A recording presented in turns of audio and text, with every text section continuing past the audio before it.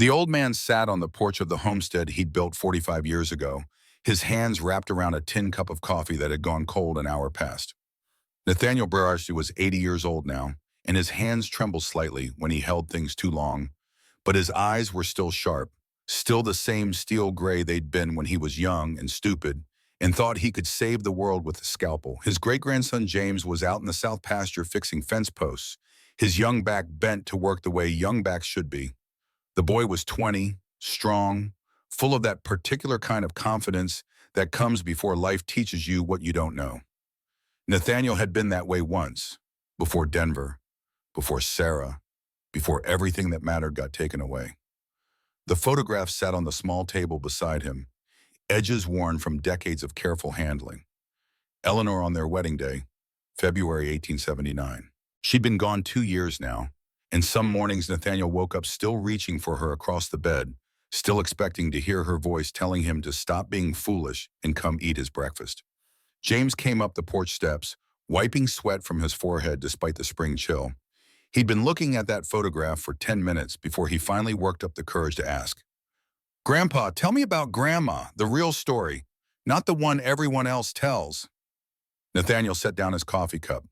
The sun was starting its slow descent behind the mountains, painting everything gold and purple, the way it had that first night he had brought Eleanor and her children home through the snow. He could still see it if he closed his eyes.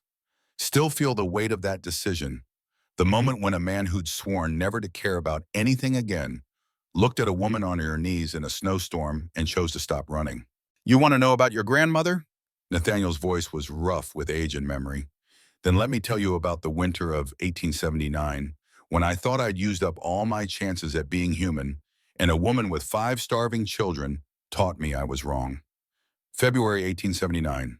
The cabin was silent except for the sound of Nathaniel's breathing and the crack of splitting wood in the stove.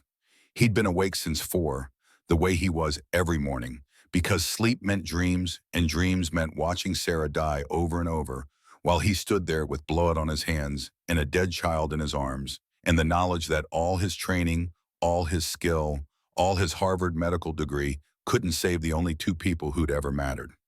6 years.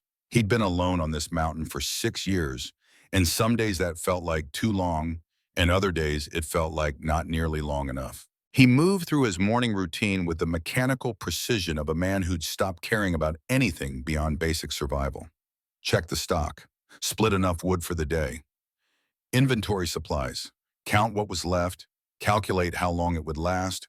Try not to think about why he bothered calculating at all when there was no one depending on him and nothing to live for except the next day and the day after that. His cabin was exactly what a man needed when he'd given up on being part of the world. One main room, 20 by 24 feet, with a stone fireplace big enough to roast a whole deer. 2 smaller rooms off the back, one for sleeping, one for storage. No mirror anywhere because he didn't want to see what he'd become.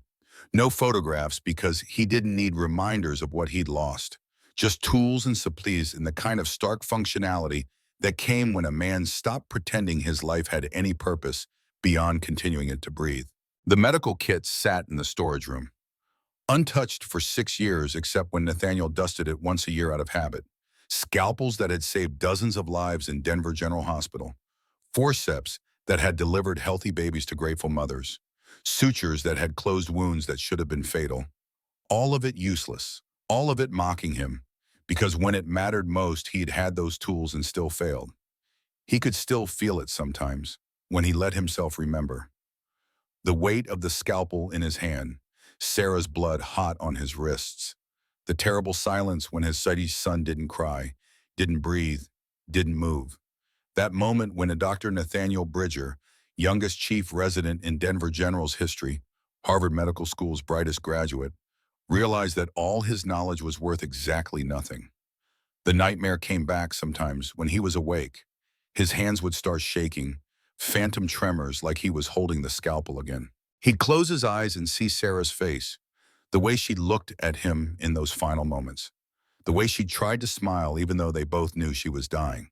"It's not your fault," she'd whispered with the last of her strength. But it was.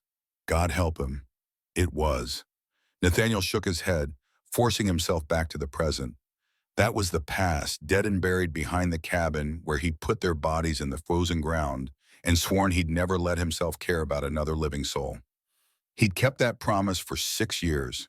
He intended to keep it until the day they laid him in the ground beside Sarah, and finally, he could stop pretending any of this mattered.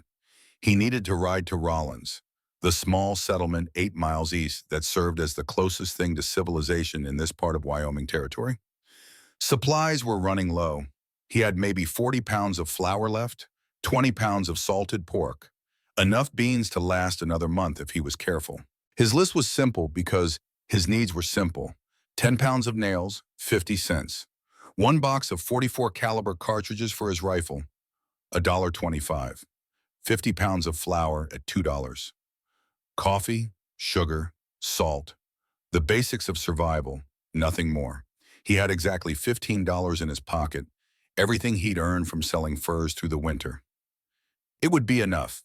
It was always just enough, because Nathaniel had become very good at calculating exactly what a man needed to survive when he'd stopped caring about anything beyond survival. The ride to Rollins took 3 hours in good weather. Today, with the clouds building in the north and the temperature dropping, it would take longer. Nathaniel saddled his mare, a sturdy Morgan named Patience, who'd been with him since Denver and had the good sense not to ask questions about why they lived alone on a mountain. The trail wound through pine forest thick enough to block most of the wind, but not so thick you couldn't see danger coming.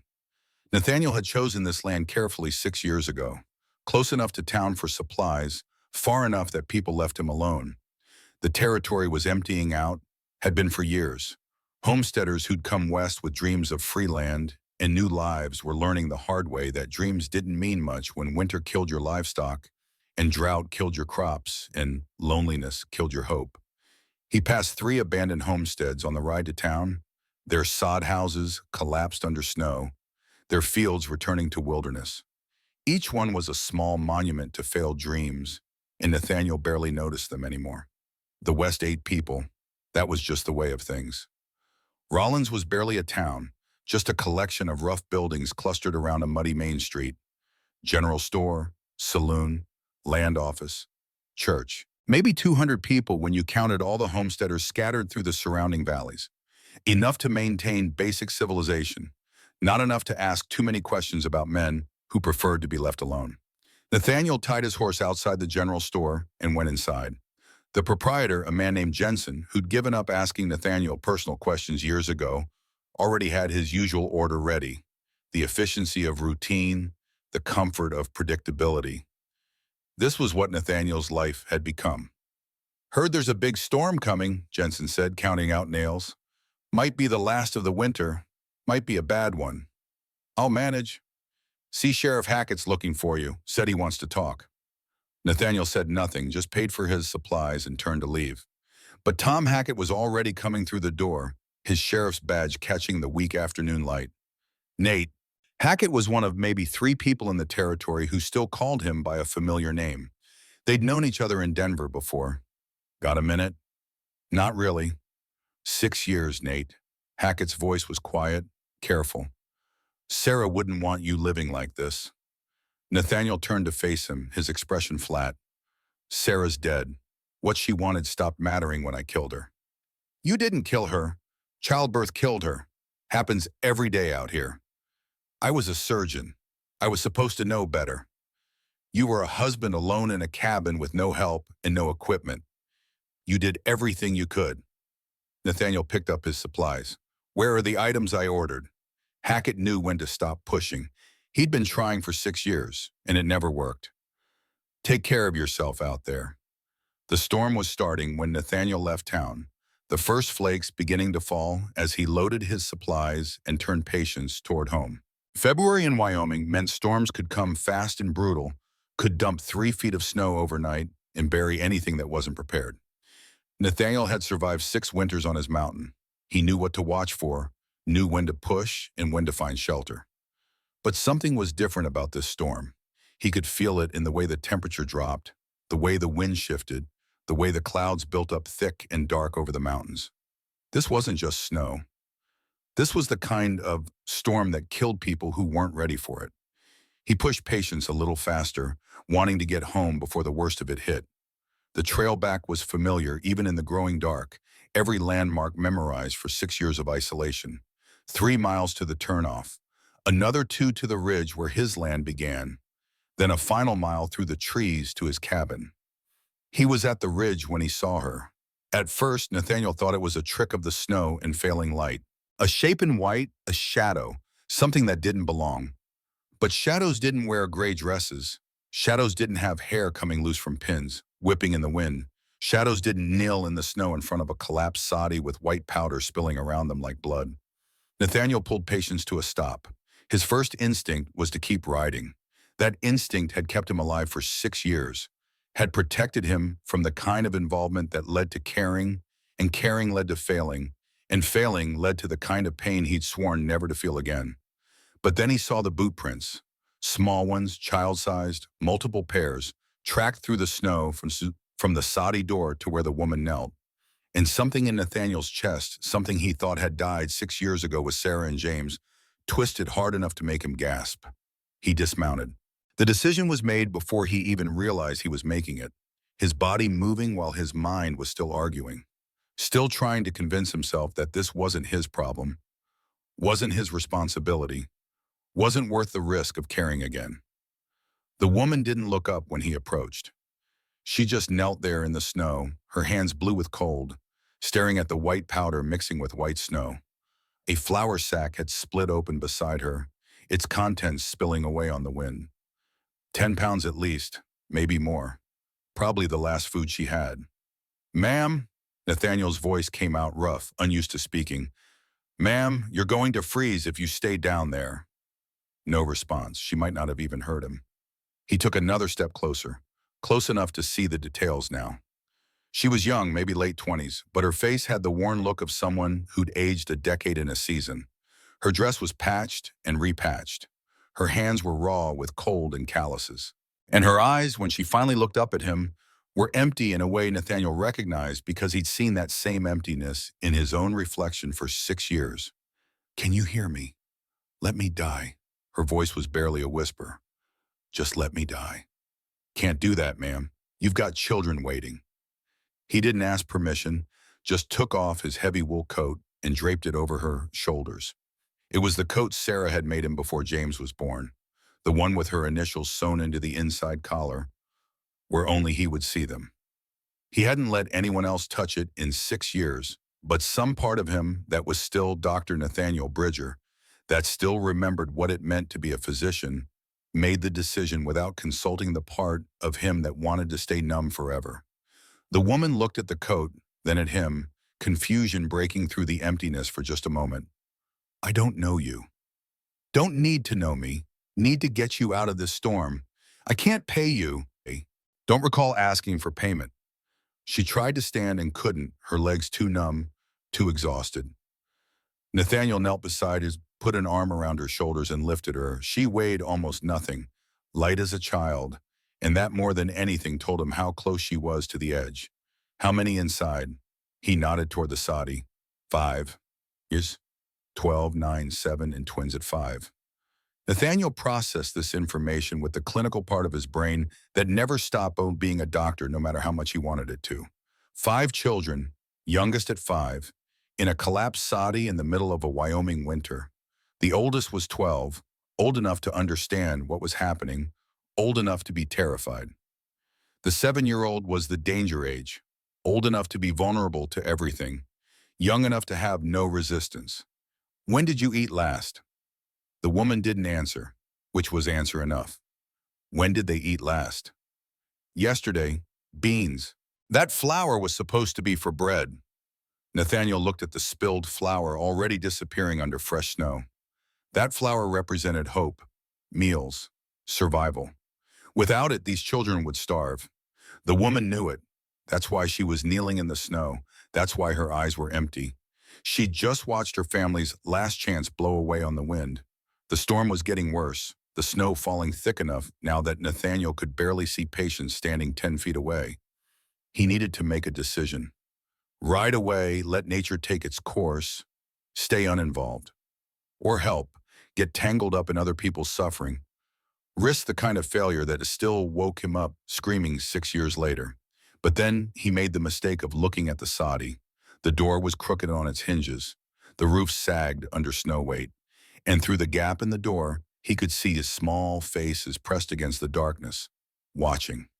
One of them was coughing. He could hear it even over the wind, that wet, rattling sound that meant lung fever, meant infection, meant a child who was days or maybe hours from dying. Nathaniel closed his eyes. For just a moment, he was back in his cabin in Denver, listening to James not breathe, feeling Sarah's blood cooling on his hands.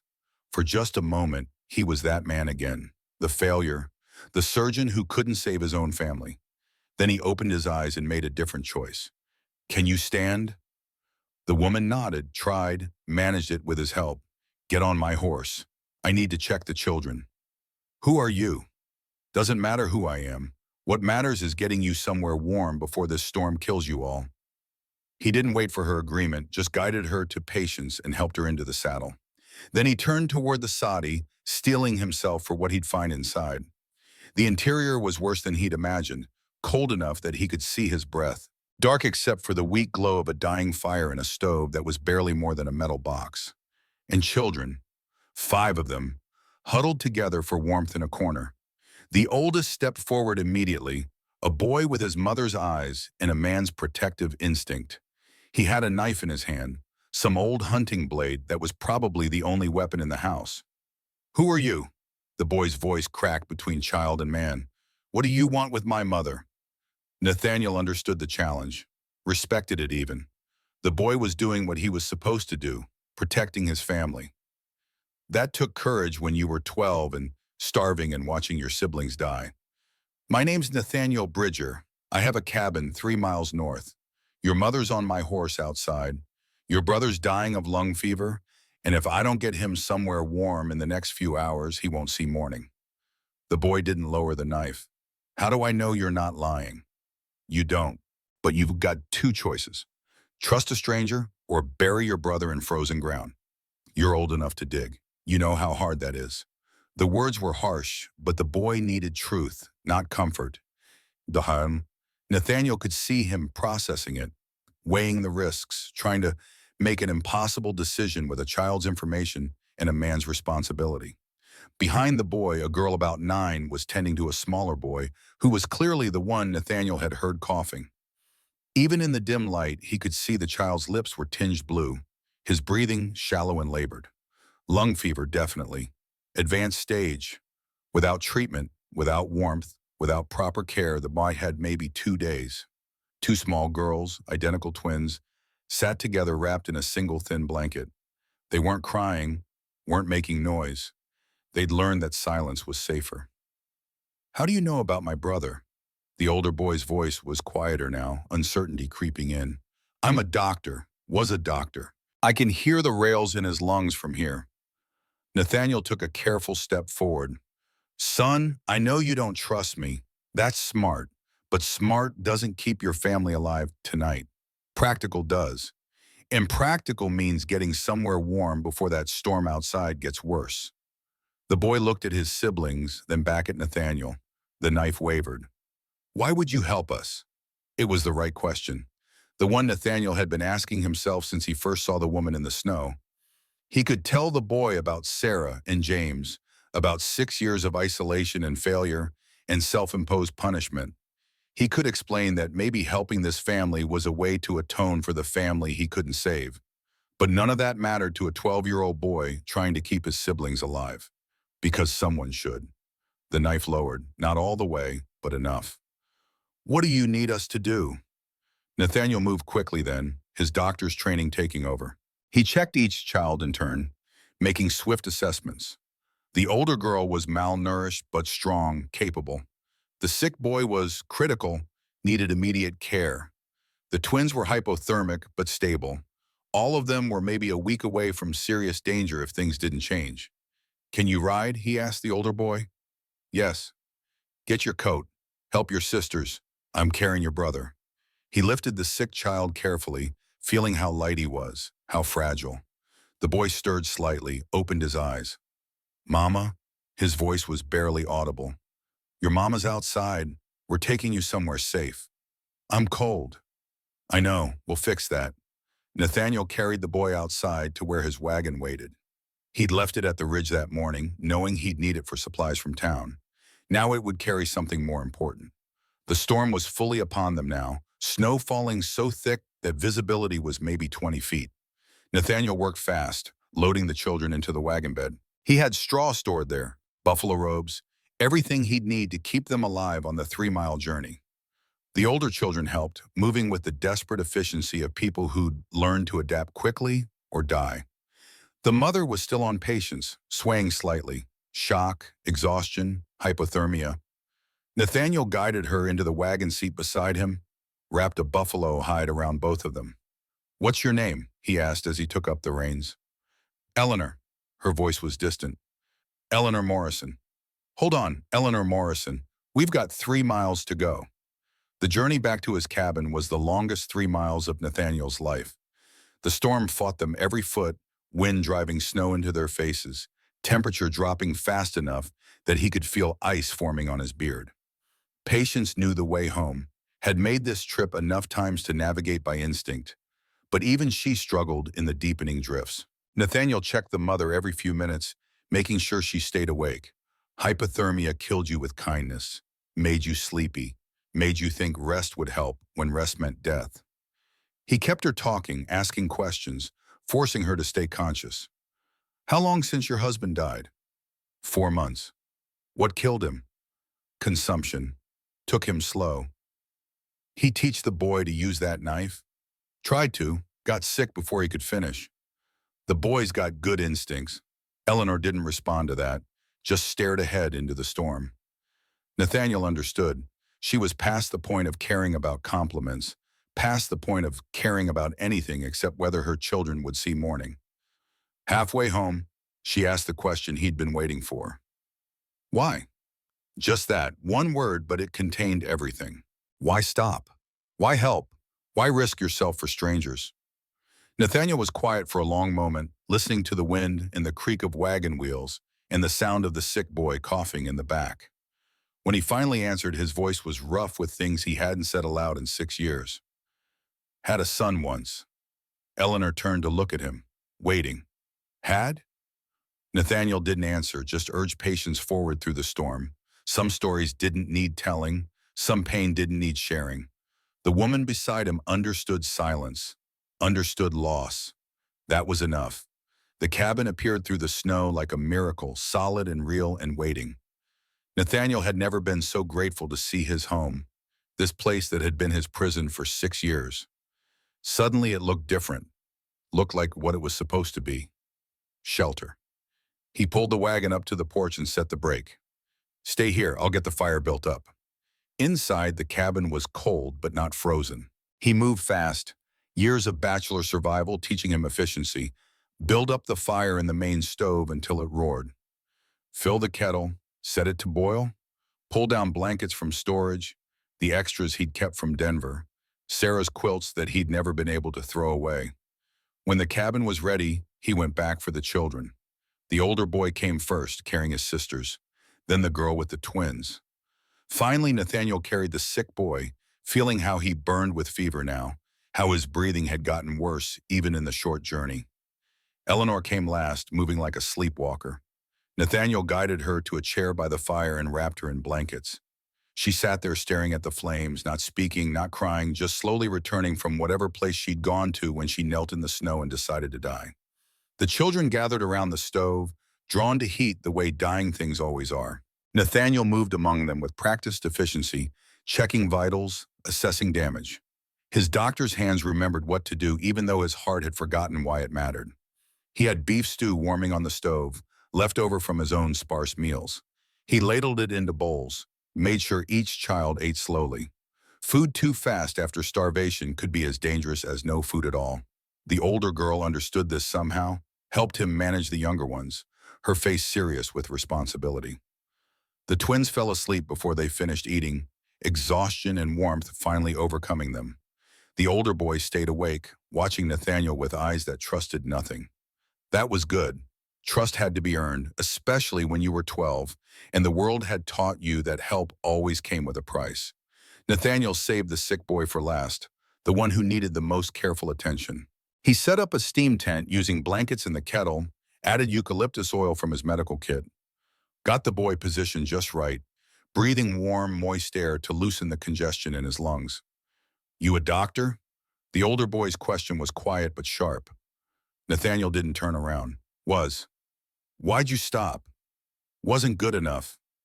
It was the truth, or at least the truth as Nathaniel understood it. A doctor who couldn't save his own wife and child. What good was he? What right did he have to practice medicine, to hold people's lives in his hands when those hands had failed at the only moment that mattered? The boy didn't push, seemed to understand there were some questions you didn't ask.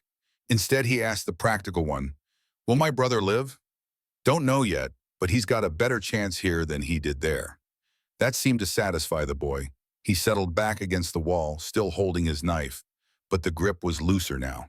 Not trust, but maybe the beginning of something like acceptance. Eleanor hadn't moved from her chair by the fire. Nathaniel brought her coffee, hot and strong, with sugar dissolved in it for energy. She took it automatically, her hands wrapping around the tin cup, but she didn't drink, just held it like the warmth alone was enough. "Thank you." Her voice was barely audible. "I haven't said it, but thank you." "Don't need thanks." "What do you need?" It was an echo of the question her son had asked, but coming from Eleanor it meant something different. She was asking what the price would be, what he'd want in return for saving her family. 6 years on a homestead had taught her that nothing was free, that every kindness came with a consequence. Nathaniel thought about his answer, thought about Sarah and James and 6 years of isolation and what he really needed. The truth was complicated, wrapped up in guilt and grief and the terrible fear that if he let himself care again, if he let these strangers become real to him, he'd fail them the way he'd failed his own family. But what came out was simpler than all of that. "Nothing. Everything I needed I lost." Eleanor was quiet for a long moment, staring into the fire. When she spoke again, her voice was softer. "Me too." They sat there in silence, two people who'd lost it everything, surrounded by children who deserved better than the hand life had dealt them. The fire crackled. The storm howled outside. And somewhere in that moment, something in Nathaniel shifted. Just a fraction, just enough to let in the smallest sliver of light after 6 years of darkness. The first full night at Nathaniel's cabin passed like a fever dream. Eleanor woke every hour, disoriented, expecting to find herself back in the collapsed soddy, with wind whistling through gaps in the walls and her children shivering beside her. Instead, she found warmth, real warmth, the kind that sank into your bones and reminded you what it felt like to not be slowly freezing to death. She found Nathaniel too, always awake, always watchful. He moved through the dark cabin like a ghost, checking the fire, checking Lucas's breathing, adjusting blankets on sleeping children. He never seemed to rest, this strange man who'd appeared out of a snowstorm and saved them all without asking for a single thing in return. By dawn, Eleanor had memorized the details of his cabin in a way you do when you're trying to understand the person who lives there. The main room was larger than her entire soddy had been, maybe 20 feet on each side, with a stone fireplace that actually worked. Real wooden floors instead of packed dirt. Windows with glass instead of oiled paper. Shelves stocked with supplies, tools hanging in neat rows, everything organized with the precision of a man who lived alone and had nothing but time to arrange his solitude. But there were gaps too, things missing that should have been there. No photographs anywhere, no personal items on display. The bedroom door stayed closed, and Eleanor got the sense that whatever was behind it was meant to stay private. This was a man who'd stripped his life down to pure function, who'd removed anything that might remind him he was human. Morning came gray and cold. The storm had passed but left behind 2 feet of fresh snow that transformed the landscape into something almost beautiful if you didn't have to survive in it. Nathaniel was already outside when Eleanor woke, his breath steaming in the frozen air as he tended to livestock she hadn't known he had. A cow, chickens, the Morgan mare, all of them with better shelter than her children had been living in. "Mama." Catherine was beside her, 9 years old with the face of someone much older. "Is this real?" Eleanor pulled her daughter close, feeling how thin she was despite the warm meal last night. "It's real, baby." "Are we going to stay?" It was the question Eleanor had been avoiding since she had opened her eyes to firelight and warmth and the impossible reality of rescue. They couldn't stay here. This wasn't their home. Nathaniel Bridger had saved them out of some temporary kindness or obligation, but men like him didn't keep broken families around. Eventually they'd have to leave, go back to the Saudi, face the same impossible winter they'd been losing to for 4 months. But Catherine was looking at her with hope, real hope, the kind Eleanor hadn't seen in her daughter's eyes since William died. And Eleanor couldn't bear to kill that hope, not yet, not when it had barely had time to take root. I don't know, sweetheart. We'll see. The door opened and Nathaniel came in, bringing cold air and the smell of pine. He stamped snow off his boots, hung his coat on a peg, and moved to check Lucas without saying a word. So, the boy was still sleeping, his breathing easier than it had been, but still labored, still dangerous. Nathaniel put a hand on Lucas's forehead, counting silently. Eleanor watched his face, trying to read what he was thinking, but the man's expression was carved from stone. Finally, he straightened, satisfied or at least not alarmed. Fever's down, still high, but better than last night. Will he be all right? Benjamin asked from his corner. Eleanor's oldest son hadn't slept, she could tell. He'd stayed awake all night watching their rescuer, ready to grab his knife if Nathaniel made any wrong moves. Don't know yet. Lung fever's unpredictable.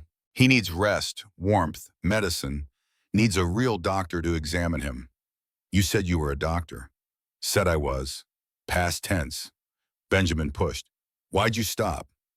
Nathaniel turned to face him, and for just a moment Eleanor saw something flicker behind those gray eyes. Pain, maybe, or guilt, or something deeper that had carved lines into a face that couldn't be more than 35 degrees. Because the people who needed me most died anyway. The words fell like stones into still water. Benjamin had no answer to that, and Nathaniel didn't wait for one. He moved to the stove, began making coffee with economical movements that spoke of years of doing everything alone. Eleanor stood, steadier now than she'd been last night. I can do that. You should rest. I've been resting for 8 hours. That's more than I've had in 4 months. She came to the stove, gently took the coffee pot from his hands. Please, let me help. Nathaniel studied her for a moment, then nodded and stepped back. Eleanor recognized the gesture for what it was, permission, maybe even respect. This man understood the need to contribute, to not be useless. He knew what it cost to accept charity. They worked in silence, Eleanor making coffee and warming leftover stew, while Nathaniel tended to small tasks around the cabin. It was oddly comfortable, this wordless cooperation, like they'd done it before even though they'd known each other less than 12 hours. The children woke slowly, drawn by the smell of food and the promise of another warm day. The twins were quieter than Eleanor had ever known them, overwhelmed by this new place and the strange man who had brought them here. Catherine helped with the younger ones automatically, her maternal instinct already so developed it made Eleanor's heart ache. Benjamin stayed in his corner, watching. After breakfast, Nathaniel pulled on his coat again. I'm riding to Doc Whitfield's. Your boy needs a proper examination. In this snow? Eleanor asked. The roads will be impossible. Been riding these mountains 6 years. I know what I can handle. He turned to Benjamin. You. Come with me to the barn. Need to show you how to tend the stock while I'm gone. Benjamin hesitated, glanced at Eleanor. She nodded.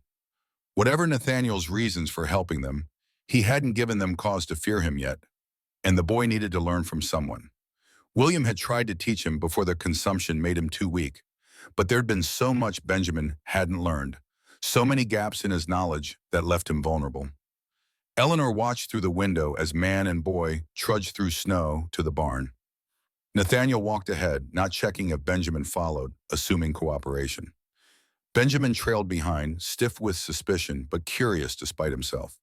In the barn, Nathaniel moved through his routine without explanation at first, letting Benjamin watch. Mucking stalls, feeding hay, checking hooves, milking the cow. Each task done with patient efficiency, the kind that came from years of practice. Your pa teach you any of this? Nathaniel asked without looking up from the milking. Some. He got sick before he could finish. What did he die of? Consumption. Took him almost a year. Nathaniel was quiet for a moment, his hands steady on the cow's teats. That's hard, watching someone die slow. You said your family died. They did. How? Nathaniel finished milking before he answered, setting the pail aside and standing to face Benjamin. The boy was tall for 12, would be a big man someday if he survived to grow up. He had his mother's eyes, but his father's stubborn jaw. My wife died in childbirth. Our son died with her. You couldn't save them? Even being a doctor? Especially being a doctor. Knowing exactly what was wrong, exactly what needed to be done, and not being able to do it. Nathaniel picked up the milk pail. That's worse than not knowing. Trust me on that. Benjamin followed him back to the cabin, and Eleanor saw something had shifted in her son's posture. Not trust, not yet, but maybe understanding. Maybe the beginning of respect. Nathaniel left within the hour, riding into a landscape still buried in snow. Eleanor watched him disappear into the trees and felt an irrational stab of fear. What if he didn't come back? What if he left them here and never returned? They'd survive a few days on his supplies. But after that, he'll come back, Catherine said quietly, appearing at her elbow. How do you know? Because he brought us here, and he's not the kind of man who starts something without finishing it. Catherine was 9 years old and already wiser than Eleanor felt. The girl was right. Whatever Nathaniel Bridger was, he wasn't a man who abandoned responsibilities. The way he'd checked Lucas one more time before leaving, the careful instructions he'd given Benjamin about the stock, the wood he'd split and stacked by the door to keep them warm while he was gone. These weren't the actions of someone planning to disappear. The day passed slowly. Eleanor cleaned because she couldn't stand to be idle, because work was the only thing that kept her from thinking too much about their situation. Catherine helped, the two of them scrubbing and organizing while the younger children played quietly in the warmth. Lucas slept through most of it, his fever fluctuating but holding steady. Benjamin spent the day outside splitting more wood, even though Nathaniel had left plenty. Eleanor watched him through the window, saw him attacking the logs with a fury that had nothing to do with cold or necessity. He was angry, she realized. Angry at his father for dying, angry at her for not being able to fix everything, angry at this stranger who'd saved them because accepting rescue meant admitting they'd failed. When Nathaniel returned just before sunset, he wasn't alone. Dr. Henry Whitfield rode behind him, a thin man in his 50s with gray hair and kind eyes. Eleanor felt her stomach drop. Doctors meant money she didn't have, bills she couldn't pay. Mrs. Morrison. Dr. Whitfield removed his hat when he entered, old-fashioned courtesy that seemed almost jarring out here. Nathaniel tells me your boy's got lung fever. I can't pay you. The words came out harder than Eleanor meant them to. I don't have anything. Did I ask for payment? Everyone asks eventually. Dr. Whitfield exchanged a glance with Nathaniel, something passing between them that Eleanor couldn't read. Let me examine the boy first. We'll worry about payment after. Lucas woke when the doctor touched him, his eyes bright with fever. Whitfield was gentle, thorough, taking his time with the examination while Nathaniel watched from across the room. Eleanor saw him observing every move the older doctor made, his expression intense, and realized he was still a physician somewhere deep inside despite whatever had driven him away from medicine.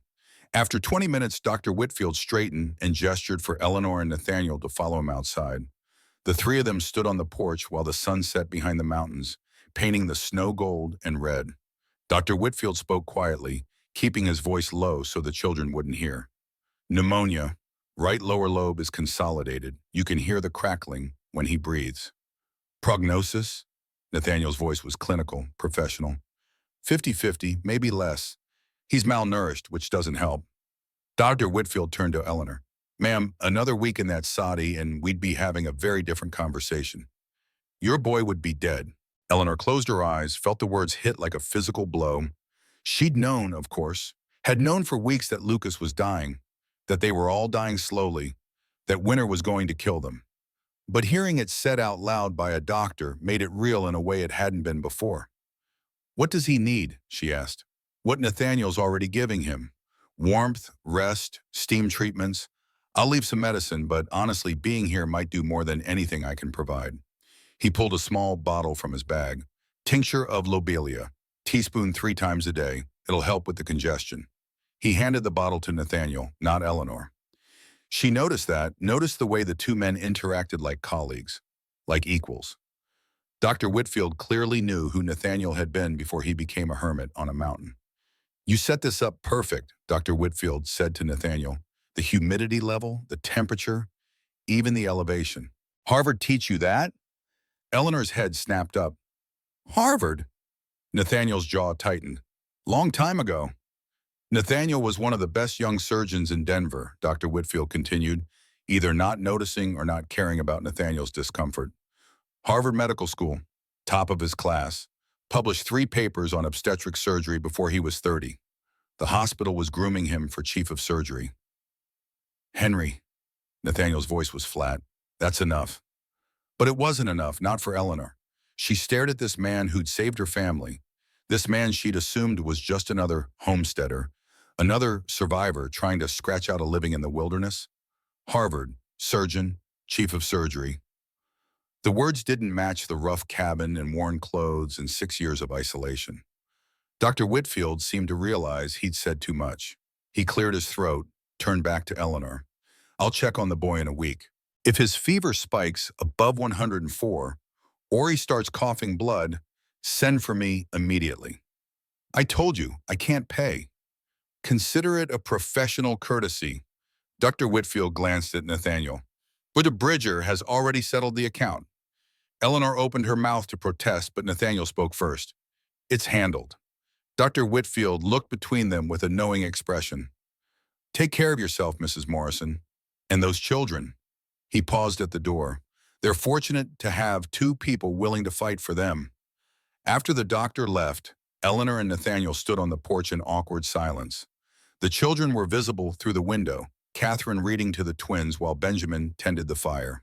Lucas slept in his makeshift bed, his breathing still rough but steady. Harvard, Eleanor said finally. Doesn't matter. It matters to me. You let me think you were just some homesteader. I'm just some homesteader. Whatever I was before, I'm not anymore. What, Tati? You sure I can't. What happened? Nathaniel turned to face her, and in the dying light she could see the full weight of whatever he carried. You really want to know? Yes. He took a breath, and Eleanor watched him decide how much to tell, how much of himself to reveal. When he spoke, his voice was careful, controlled, like he was giving medical testimony instead of talking about his own life. My wife's name was Sarah. We were married 2 years. She got pregnant, and I thought everything was finally right. I had a good position at the hospital, a wife I loved, a child on the way. Everything I'd worked for. He paused, his hands gripping the porch rail hard enough that his knuckles went white. The labor went wrong. Baby was breech, then transverse. I knew what was happening, knew what needed to be done. C-section. I'd done dozens of them at the hospital, taught other doctors how to do them. But we were at our cabin alone. It was winter, roads were bad. No time to get her to town, no one to help. Eleanor felt her throat tighten. She knew where this story was going, could see the ending written in the rigid line of Nathaniel's shoulders. I had my medical kit, scalpel, forceps, laudanum for pain, but no proper anesthesia, no way to control bleeding, no assistance. Just me and Sarah and our baby dying because the cord was wrapped around his neck, and I couldn't get him out fast enough. His voice cracked just slightly. I cut her open on our kitchen table, found my son, perfect, beautiful, not breathing. I tried to resuscitate him, tried everything I knew, but he was already gone. And while I was trying to save him, Sarah bled out. By the time I realized, it was too late. The silence that followed was absolute. Even the wind seemed to hold its breath. I lost them both, Nathaniel said quietly. My wife, my son. The only 2 people who ever made me feel like I was more than just a collection of knowledge and skills. And I lost them because I thought I was good enough to save them alone. Because I was arrogant enough to believe my training made me invincible. Eleanor didn't know what to say. What could you say to a man who'd lived through that? Who'd held his dying wife while his son lay dead beside them? Who'd failed at the one moment when all his training should have mattered most? That's why you stopped practicing. That's why I came here, built this cabin, stayed alone. I couldn't look at another patient, couldn't hold another scalpel. Couldn't trust myself with another human life. Until us. Nathaniel looked at her then, really looked at her, until I saw you in that snow and realized I was watching another family die while I did nothing. I couldn't save Sarah and James, but maybe I could save you. Eleanor felt something shift inside her chest, some small crack in the armor she'd been wearing since William died. This man wasn't just some good Samaritan who'd stumbled into their suffering. He was someone who understood loss, who knew what it meant to watch the people you loved slip away while you stood helpless. Your son's name was James? James William Bridger. He never drew breath. My husband was William. I know.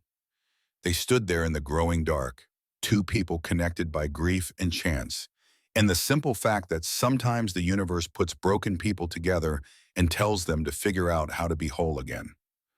Thank you, Eleanor said, for telling me, for trusting me with that. You trusted me with your children. Seemed only fair. Inside, someone had lit the lamps. The cabin glowed warm and inviting, full of life and voices, and all the things Nathaniel had been hiding from for 6 years. Eleanor saw him looking at it, saw something complicated cross his face. Hope, maybe, or fear, or both. We should go in, she said. It's getting cold. But neither of them moved, both reluctant to break this moment of shared understanding. Finally, Nathaniel stirred, opened the door, held it for her like they were entering a church instead of a rough cabin in the middle of nowhere. The next 3 days fell into a rhythm that felt almost normal. Nathaniel taught Benjamin more about survival, taking him into the woods to check trap lines, showing him how to read weather signs and track game. Eleanor watched her son transform under the older man's patient instruction, saw him begin to relax, to ask questions instead of just watching with suspicion.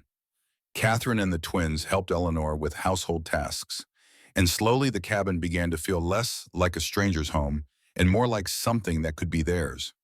Nathaniel didn't object, didn't tell them to stop reorganizing his kitchen or hanging wet clothes by the fire. He just watched with that quiet intensity that suggested he was memorizing everything, storing it away for later. Lucas improved slowly. His fever came down, his breathing eased, his color returned from gray to something closer to healthy pink. Dr. Whitfield's medicine helped, but mostly it was warmth and food and rest. The simple things that Eleanor hadn't been able to provide in the Saudi. On the morning of the 5th day, Eleanor woke to find Nathaniel gone and Benjamin missing too. Panic seized her immediately, the old fear that this was all temporary, that she'd wake up to find it had been a dream or a trick. But then she saw the note on the table, written in precise handwriting. Rode to town for supplies. Back by afternoon, fires built up, wood by door. Benjamin came to learn, NB. Benjamin had gone with him voluntarily. Her suspicious, protective son had chosen to leave his mother and siblings alone with a stranger, had trusted enough to ride into town with the man. Eleanor sat down hard, the note trembling in her hand. Mama? Catherine appeared from the bedroom. Where's Ben? He went to town with Mr. Bridger. Good, he needs to get out. Stop hovering over us like we're going to disappear.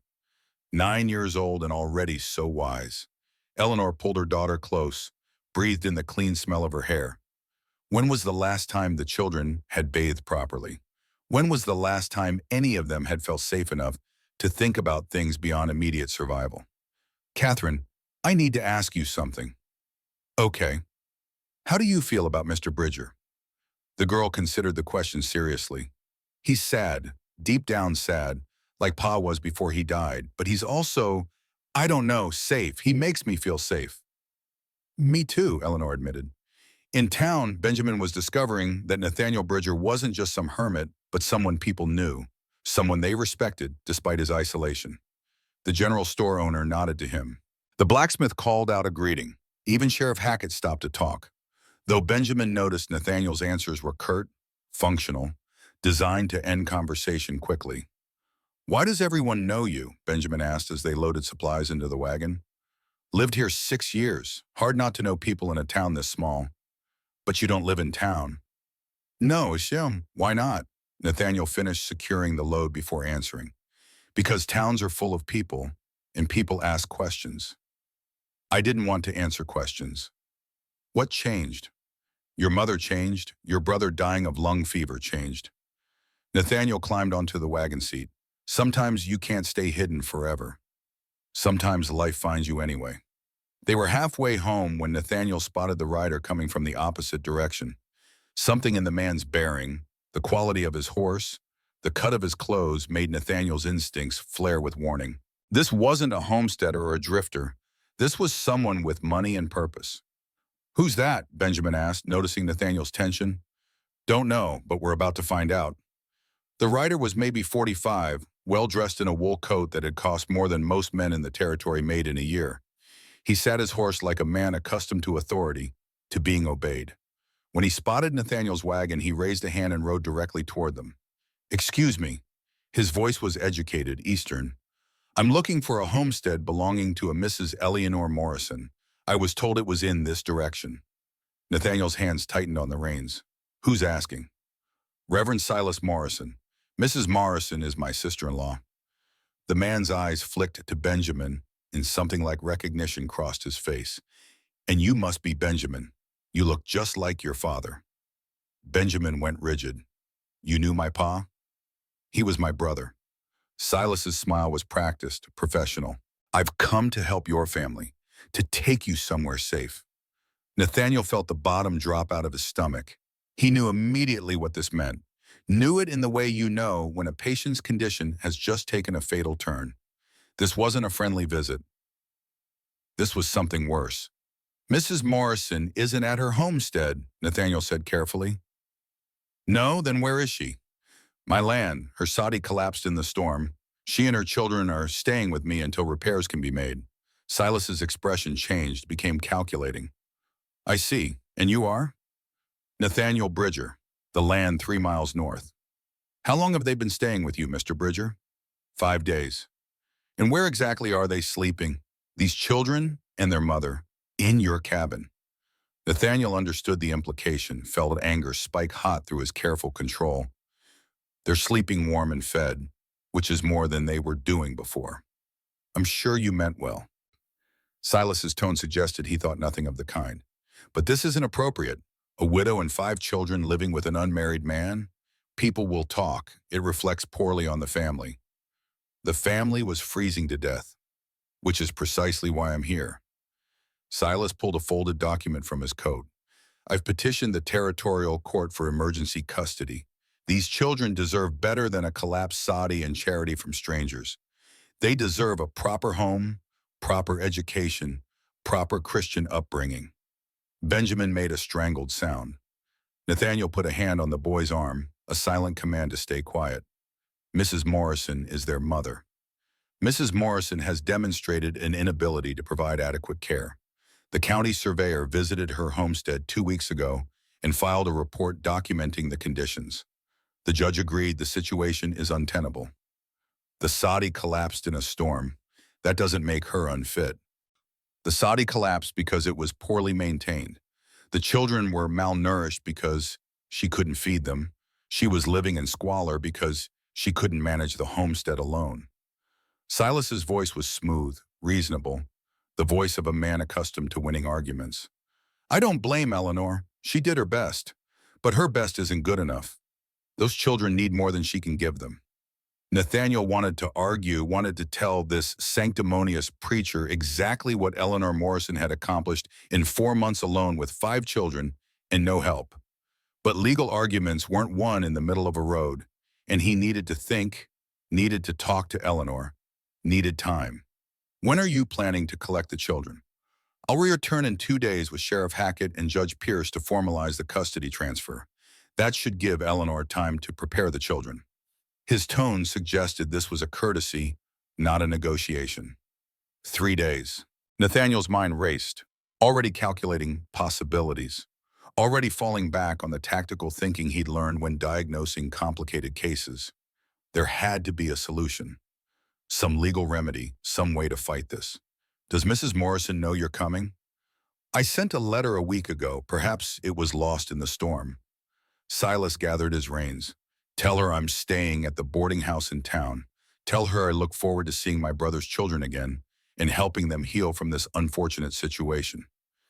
He rode away without waiting for a response, confident in his authority, in his righteousness. Nathaniel watched him go and felt a cold knot of certainty settle in his gut. This man hadn't come to help. He'd come to take, to punish, to prove something that had nothing to do with what was best for 5 grieving children. "He can't take us." Benjamin's voice was small, younger than Nathaniel had heard it since they met. "Can he? I don't know, but we're going to find out." They rode the rest of the way home in silence, Benjamin's fear a palpable presence between them. When they reached the cabin, Eleanor was outside hanging laundry, looking more relaxed than Nathaniel had seen her. She smiled when she saw the wagon, started to say something, then stopped when she saw their faces. "What's wrong?" "We need to talk," Nathaniel said. "Inside. Now." He told her everything while the children watched from corners and doorways, their eyes wide with a fear that came from experience, from knowing that bad news usually meant the worst was about to happen. Eleanor listened without interrupting, her face growing paler with each word. When Nathaniel finished, she was silent for a long moment. Then she stood, walked to the window, stared out at the mountains. "He's come to take my children. That's what he says. Can he? Legally? I don't know, but he's got a court order and the law on his side." Eleanor's hands clenched into fists. "I won't let him. I won't. I've kept them alive for 4 months. I buried my husband alone. I dug his grave in frozen ground because no one would help me. I sold everything I own, went hungry so they could eat, held them when they cried, and told them everything would be all right even when I knew it wouldn't. I won't let some preacher who never helped when William was dying, who never answered a single letter, who sent back the money I begged him to use for train fare so he could say goodbye to his own brother. I won't let him take my children." "Then we fight," Nathaniel said quietly. Eleanor turned to look at him. "How? You heard him. He's got a court order. He's got money and connections. What do I have? A collapsed Saudi and 5 starving children?" "You've got more than that now." Nathaniel stood, moved to face her. "You've got a home here, as long as you need it. You've got a doctor's testimony that your children are healthy and well cared for. You've got me." "Why?" The question broke from her like something painful. "Why would you fight for us? You don't owe us anything." "Maybe I don't, but I'm done watching families get destroyed. I'm done standing by while the law and self-righteous men decide who deserves to be happy. Your brother-in-law wants to take your children? He's going to have to go through me first." Benjamin stepped forward then, his voice steady despite his fear. "What do we need to do?" Nathaniel looked at the mom, at Eleanor, at the 4 other children who were depending on adults to protect them from a world that kept trying to take everything they loved. He thought about Sarah and James, about 6 years of isolation and punishment, and refusing to let himself care because caring meant the risk of failing again. Then he made a decision that would change everything. "We need to get married," he said to Eleanor. "You and me, before Silas comes back." The cabin went absolutely silent. Even the fire seemed to hold its breath. "What?" Eleanor's voice was barely a whisper. "If you're married, the situation changes completely. You're no longer a widow alone struggling to survive. You're a woman with a husband, with resources, with stability. The court order was based on your circumstances being untenable. We make your circumstances different." You can't be serious." "I've never been more serious." Nathaniel's voice was calm, steady, the voice of a man presenting a diagnosis. "Silas's case is built on you being unable to provide for your children. A marriage removes that foundation. It gives us legal ground to fight from. But we barely know each other. We know enough. We know we can live under the same roof without killing each other. We know we both want what's best for your children. We know how to work together." He paused. "And we know what it means to lose everything. That counts for something." Eleanor stared at him, and Nathaniel watched her process the proposal, saw her working through the implications. This wasn't romance. This wasn't even really marriage in the traditional sense. It was a legal maneuver, a strategic move to protect her children. But it was also real. The words would be binding. The commitment would be permanent. They would be husband and wife, not just on paper, but in the eyes of Cohen to you and everyone who knew them. "I can't promise you love," Eleanor said finally. "I'm not asking for love. I'm asking for a partnership. I'm asking for a chance to do right by a family that deserves better than what they've gotten. And what do you get out of it? Nathaniel thought about the question, about 6 years of isolation and grief, and the slow realization that punishing himself wasn't the same as honoring Sarah's memory. He thought about the way Eleanor's children had begun to fill his cabin with noise and life. He thought about Benjamin learning to split wood properly, about Catherine's serious face as she read to the twins, about Lucas's breathing getting stronger every day. I get to stop being alone, he said simply. I get to be part of something again. I get to matter to someone, even if it's just as the man who helped you keep your family together. Eleanor closed her eyes. When she opened them again, they were wet with unshed tears. If we do this, it has to be real. Not a sham for the court, not a temporary arrangement. Real marriage, real family, real commitment. I wouldn't have it any other way. Then yes. Her voice was stronger now, certain. Yes, I'll marry you. Benjamin made a sound, something between relief and protest. Nathaniel turned to him, knowing this was the hardest part, knowing the boy needed to understand. I'm not trying to replace your father. I'm just trying to give your mother the support she needs to fight for you. Can you accept that? Benjamin looked at his mother, then at Nathaniel. His jaw was tight, his eyes bright with emotion he was too young to process and too old to ignore. Finally, he nodded. If you hurt her, I'll kill you. Fair enough. The wedding happened the next morning, before anyone could change their minds or talk themselves out of it. Reverend Paul Matthews from the Methodist Church in town performed the ceremony. His young face serious as he spoke the ancient words that bound two strangers into something that was supposed to be permanent. Eleanor wore her best dress, the blue one she'd been married in the first time. Catherine had helped her wash and brush her hair, pin it up properly. She looked tired and thin and more beautiful than Nathaniel had any right to notice. Nathaniel wore the only clean shirt he owned and his Sunday coat, the one he'd bought for Sarah's funeral and hadn't worn since. His hands trembled slightly as he took Eleanor's hands in his, and he wondered if she could feel it, could sense how terrified he was of failing her the way he'd failed Sarah. The children stood witness. Dr. Whitfield had come too, and Martha Brennan, a widow from 3 miles south who'd known Nathaniel since he first arrived in the territory. Sheriff Hackett stood in the back, his presence both support and warning. What they were doing was legal, but it was also dangerous. If Silas challenged the marriage in court, if he claimed it was a fraud designed to circumvent custody laws, things could go badly. Reverend Matthews spoke about love and commitment and the sacred bonds of matrimony. Nathaniel barely heard him, too focused on Eleanor's hands in his, on the feel of her pulse beating steady beneath his fingers. She was trusting him with everything. Her children, her future, her very survival. The weight of that trust was crushing. Do you, Nathaniel William Bridger, Bridger, take this woman to be your lawfully wedded wife? Nathaniel's throat was dry. I do. And do you, Eleanor May Morrison, take this man to be your lawfully wedded husband? Eleanor's voice didn't waver. I do. Then by the power vested in me by the territory of Wyoming, I now pronounce you husband and wife. Just like that, it was done. Nathaniel and Eleanor Bridger, married before God and witnesses, legally bound in a partnership that had started with a woman kneeling in snow and a man who couldn't walk away. Reverend Matthews smiled. You may kiss your bride. Nathaniel hadn't thought about this part.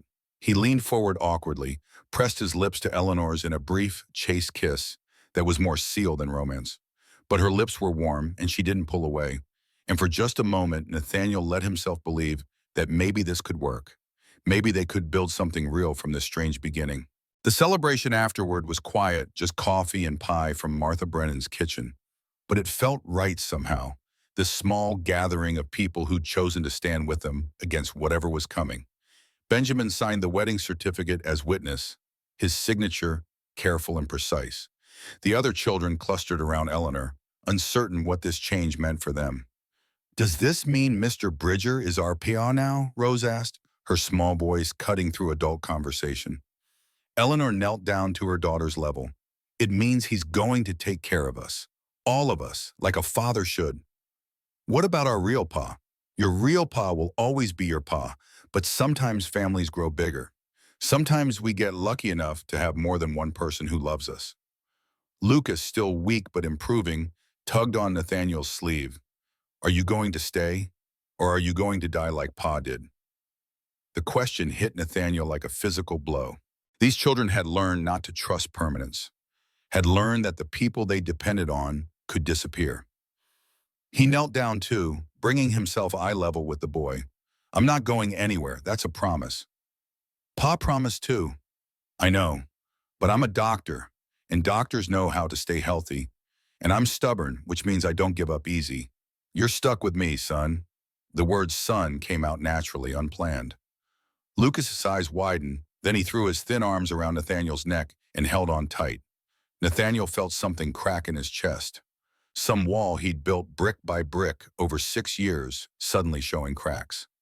That evening, after everyone had left and the children were settling into bed, Eleanor and Nathaniel stood on the porch in awkward silence. They were married now. They were supposed to share a bedroom, share a bed, become husband and wife in every sense of the word. But neither of them moved toward the cabin. Both reluctant to face what came next.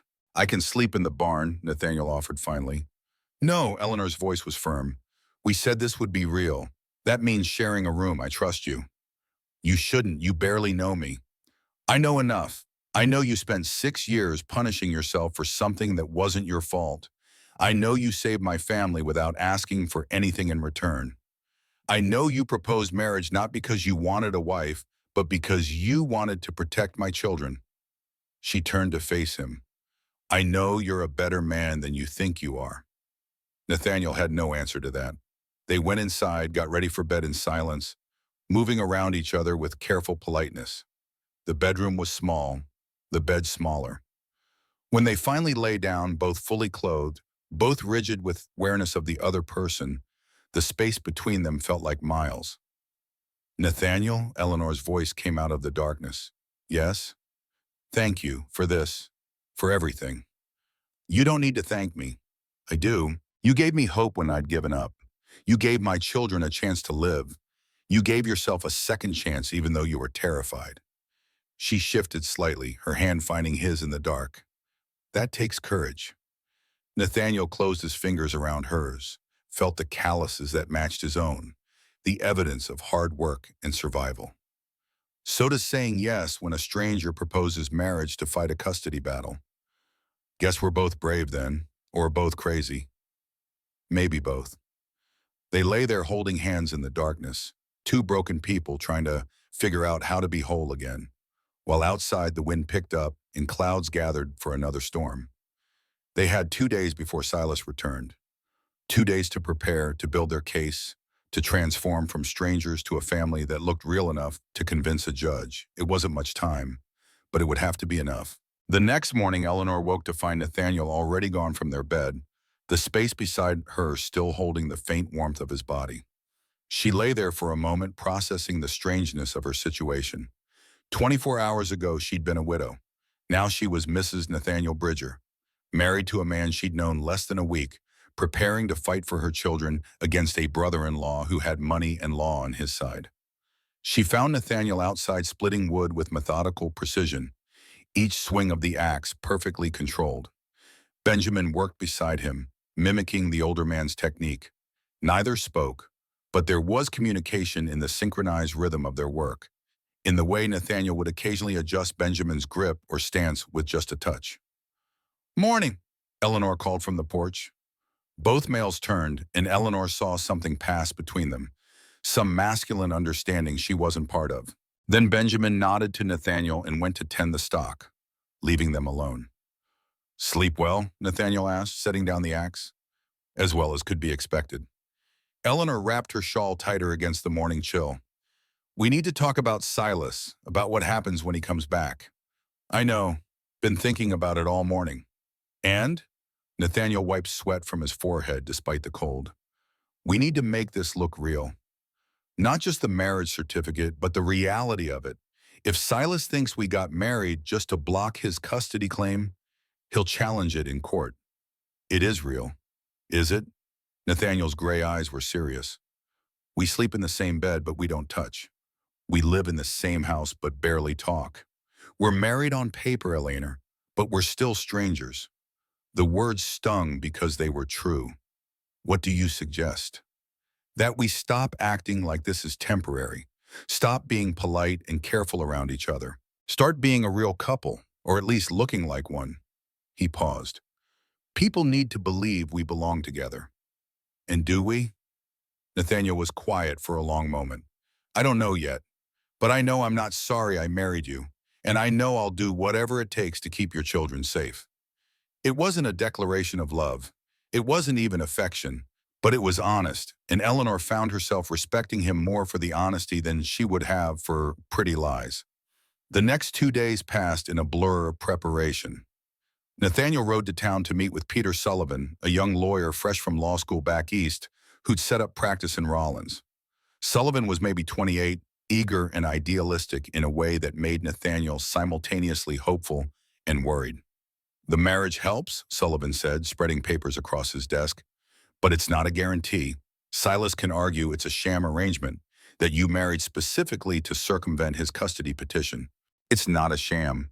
I believe you, but can you prove it? Can you demonstrate that this marriage has substance beyond legal convenience? Nathaniel thought about Eleanor's hand in his in the darkness, about the way they'd begun to move around each other in the cabin with unconscious coordination, about how the children were starting to call him Pa without being prompted. Yes, I think we can. Good, because Silas Morrison isn't just some concerned uncle. I did some checking. He's a powerful man back in Pennsylvania. Connections to judges, politicians, wealthy congregation. He's used to getting what he wants. Sullivan leaned forward, his expression serious. If we're going to fight this, I need documentation. Everything you have that establishes your credentials and character. Medical diplomas, hospital records, letters of recommendation, published papers, anything that proves you're a man of standing. I have my Harvard diploma, letters from Denver General Hospital, some published work on surgical techniques. Nathaniel's jaw tightened. I haven't looked at them in 6 years. Find them. Bring them to me by tomorrow morning. We'll need every advantage when we face that judge. Nathaniel nodded slowly. I'll get them. What does he want? Really? Sullivan leaned back in his chair. That's the question, isn't it? On the surface, he wants to save his brother's children from poverty and an unfit mother. But there's something else there. Revenge, maybe, or guilt. Men don't travel 2,000 miles and petition courts unless there's something personal driving them. Nathaniel remembered Eleanor's story about the unreturned letters, about the money sent back, about William dying alone because his brother was too proud or too angry to forgive. He abandoned his brother. Now he wants to make it right by taking the children. Except taking the children won't make it right. It'll just transfer his guilt onto Eleanor. That's what I'm afraid of. That evening, Nathaniel opened the storage room for the first time in 6 years. Dust covered everything. In a wooden crate at the back, wrapped in oilcloth, he found them. His Harvard Medical School diploma, dated 1870. 3 letters of recommendation from senior physicians at Denver General. Copies of his 3 published papers on obstetric surgery, his name printed in neat type below each title. He stared at the papers for a long moment, feeling the weight of who he'd been, who he'd tried to become. Then he carefully wrapped them back up and set them by the door for his trip to town in the morning. Back at the cabin, Eleanor was having her own conversation with Dr. Whitfield, who'd come to check on Lucas and stayed to discuss the legal situation. The medical report will help, Dr. Whitfield assured her. I've documented Lucas's recovery, the improvement in all the children's health, the adequacy of the living conditions here. But Eleanor, you need to understand something. The law isn't always just, especially not for women, especially not for widows. I know. Do you? Because if this goes to court, Silas's lawyer will paint you in the worst possible light. They'll say you neglected your children, that you let your homestead fall apart, that you're living in sin with a man you barely know. We're married now. For less than 2 days. They'll call it opportunistic, fraudulent.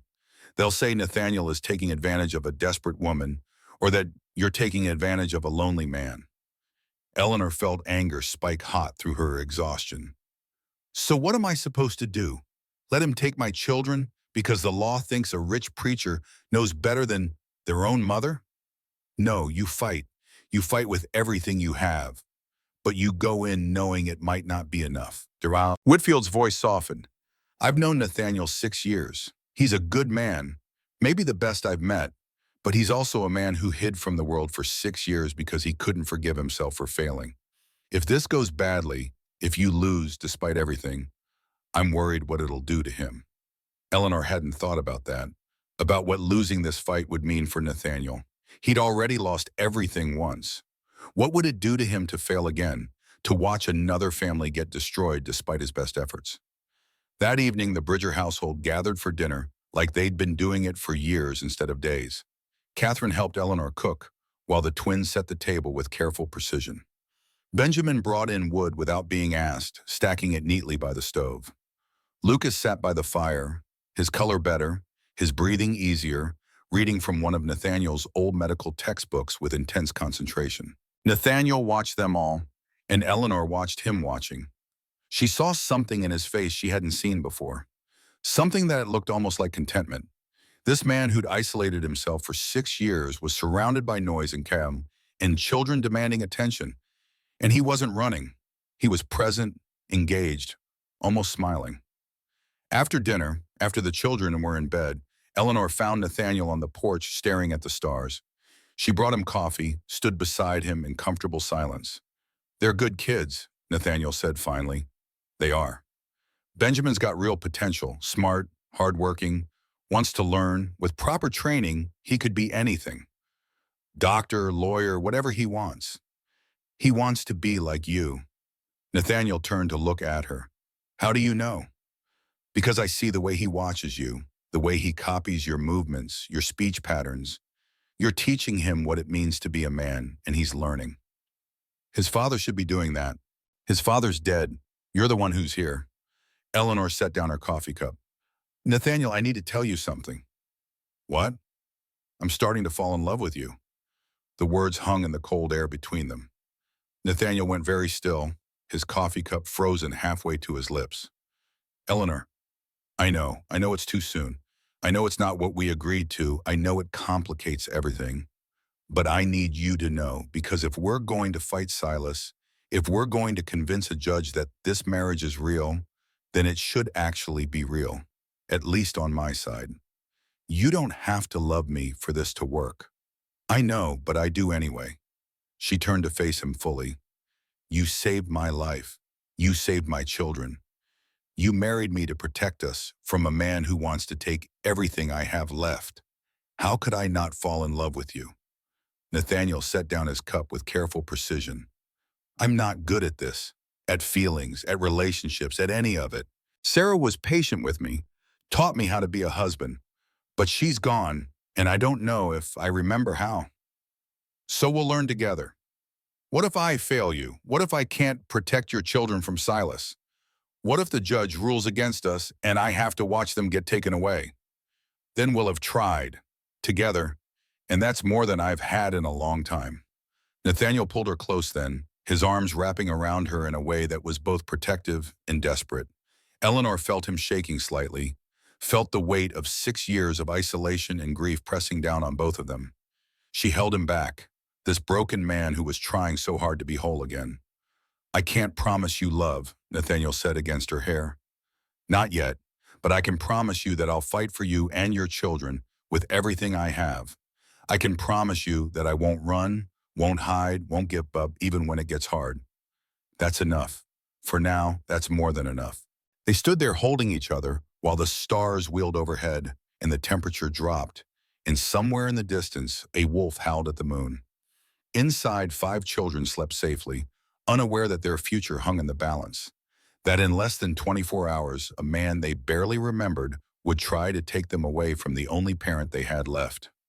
The next morning dawned clear and cold, the kind of Wyoming winter day that looked beautiful until you stepped outside and realized the air could freeze your lungs. Nathaniel was up before dawn, checking and rechecking everything, making sure the cabin was spotless, the children were clean and well-dressed, that every detail screamed stable home and good parenting. Eleanor watched him work himself into exhaustion and finally put a hand on his arm. Nathaniel, stop. It's going to be fine. You don't know that? No, but I know we've done everything we can. The rest is up to the judge. And Silas, and Silas. The Reverend arrived at noon with Sheriff Hackett, two deputies, and Judge Edmund Pierce from the Territorial Court in Cheyenne. Eleanor's stomach dropped when she saw them, when the reality of what was happening crashed down on her. This wasn't just a family disagreement. This was the law, official and binding, come to decide the fate of her children.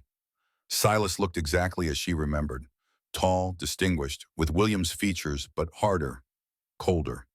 He'd aged since she'd last seen him 5 years ago, his hair grayer, his face more lined, but his eyes were the same, that particular kind of righteous certainty that came from believing God was always on your side. Eleanor. He removed his hat, the gesture of courtesy at odds with the coldness in his voice. You're looking well, better than I expected. Reverend Morrison. Eleanor's voice was steady despite the fear churning in her stomach. This is my husband, Nathaniel Bridger. Silas's eyes flicked to Nathaniel with barely concealed contempt. Ah, yes. The convenient marriage. How fortunate that you found a husband so quickly. We found each other, Nathaniel said quietly, and there's nothing convenient about it. Judge Pierce stepped forward before Silas could respond. He was older than Eleanor expected, maybe 60, with white hair and eyes that had seen too much human suffering to be easily fooled. Mrs. Bridger, Mr. Bridger, I'm Judge Edmund Pierce. I'll be conducting an informal hearing today to determine the custody situation regarding the 5 Morrison children. They're Bridger children now, Nathaniel said. Eleanor and I were married 2 days ago, the morning after Reverend Morrison first visited us. I intend to adopt them legally as soon as possible. We'll see about that, Silas murmured. Judge Pierce held up a hand. Let's take this inside. It's too cold to conduct legal proceedings on a porch. The cabin suddenly felt too small with 8 adults and 5 children crammed inside. Judge Pierce took the main chair, pulling out papers and arranging them with methodical precision. Sheriff Hackett and his deputies stood by the door, their presence both protection and warning. Silas sat across from Eleanor and Nathaniel, his posture perfect, his expression confident.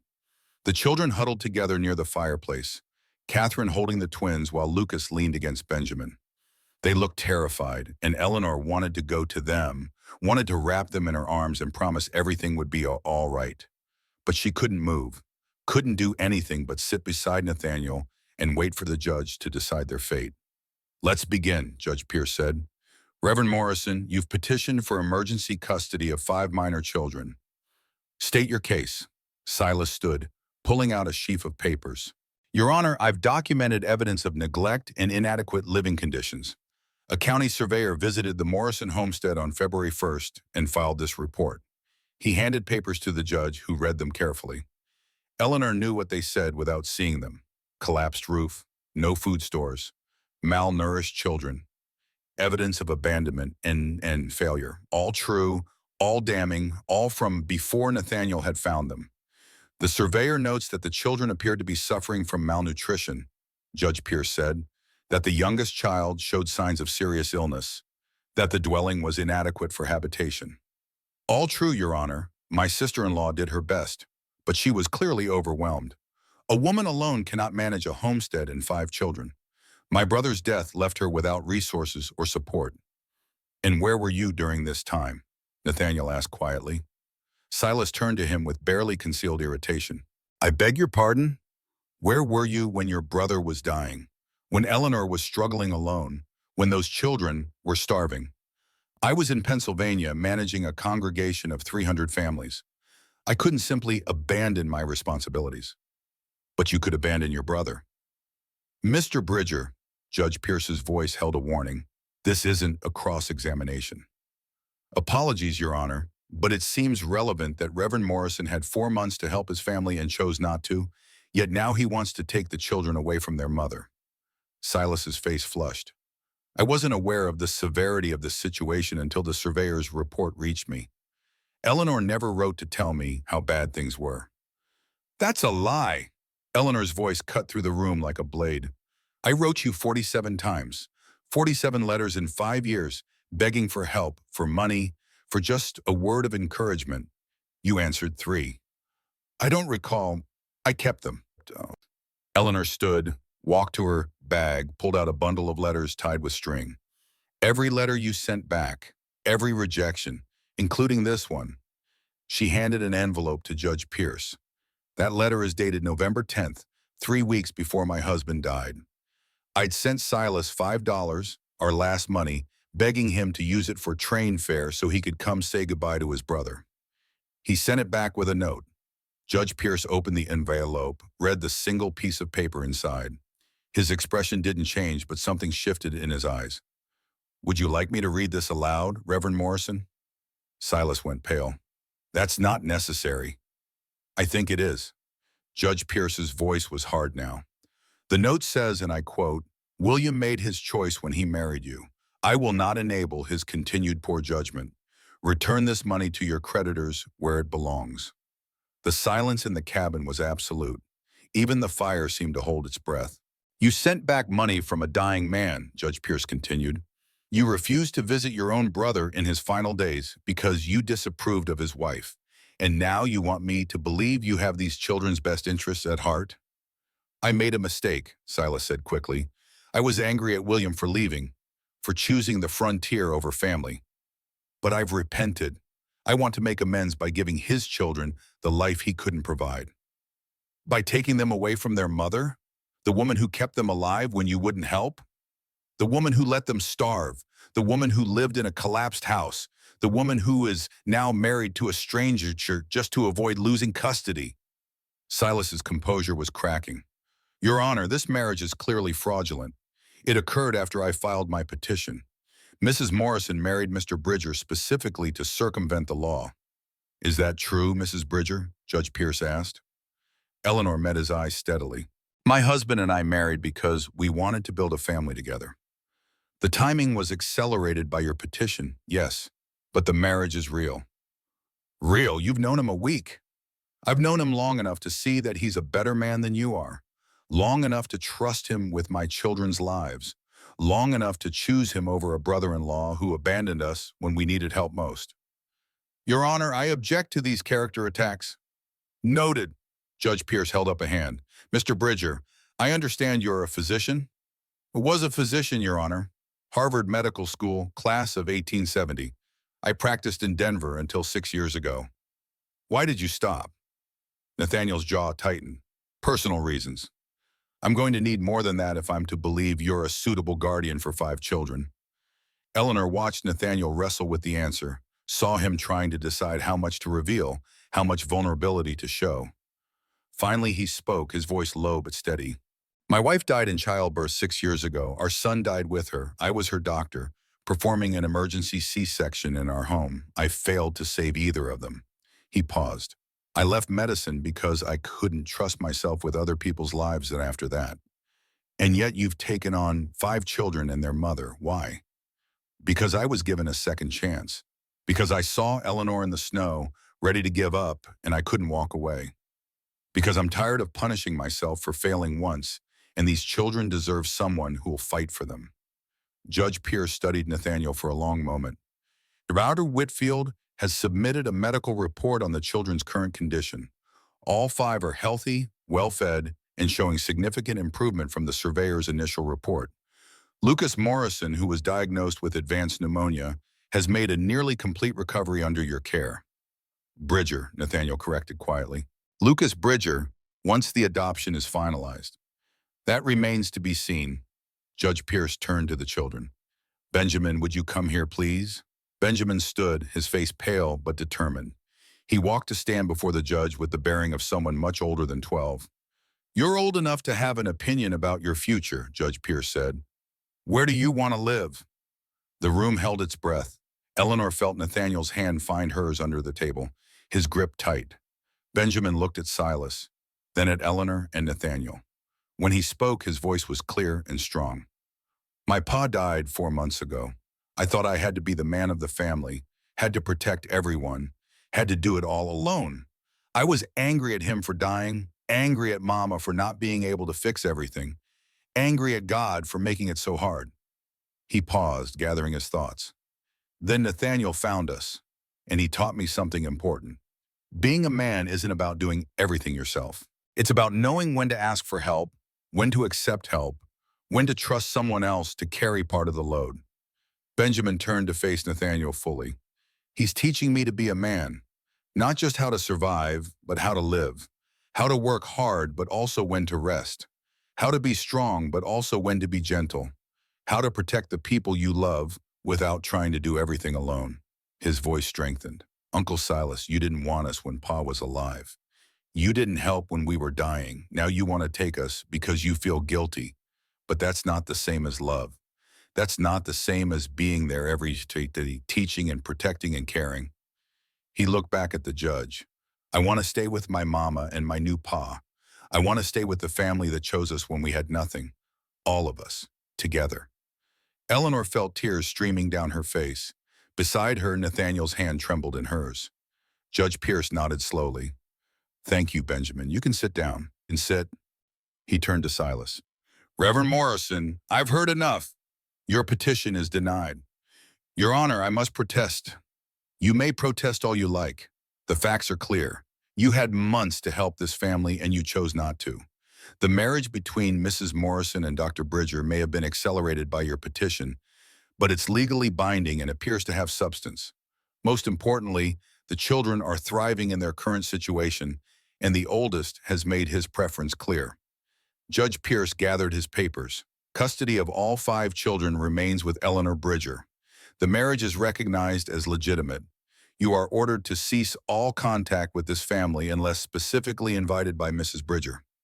Silas stood, his face twisted with anger and something that might have been grief. This is a mistake. These children need their mother, Judge Pierce said firmly. And they need a man who'll stay, who'll fight for them, who'll put them first even when it's hard. From what I've seen today, they have both those things. Case closed. Sheriff Hackett moved to escort Silas out.